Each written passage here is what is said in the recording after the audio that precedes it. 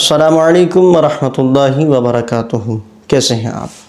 سوال یہ ہے کہ اگر چپل الٹی ہو جائے، جوتا الٹا ہو جائے تو اس سے کیا لڑائی جھگڑے ہوتے ہیں، کیا خون ریزیاں ہوتی ہیں؟ اس حوالے سے عوام الناس میں الگ الگ قسم کے خیالات پائے جاتے ہیں، تو اس حوالے سے آپ کی اصلاح کرنا مقصود تھی۔ تو دیکھیے، چپل الٹی ہو جائے تو یہ اچھی بات نہیں ہوتی، لیکن اس سے گھر کے اندر لڑائی جھگڑے ہوں ایسا کچھ بھی نہیں ہے۔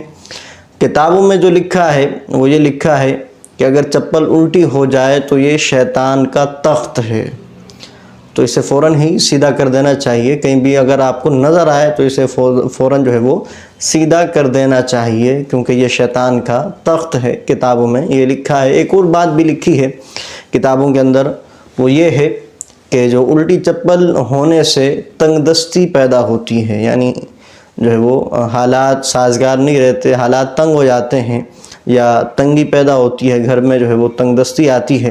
تو یہ دو باتیں ہیں جو کتابوں میں لکھی ہیں۔ باقی اس کے علاوہ جو عوام کے اندر مختلف قسم کی باتیں پائی جاتی ہیں کہ لڑائی جھگڑا ہوتا ہے یا میاں بیوی میں طلاق ہو جاتی ہے، اس طرح کی جو باتیں ہیں تو یہ کہیں بھی کتابوں میں نہیں لکھی ہوئی۔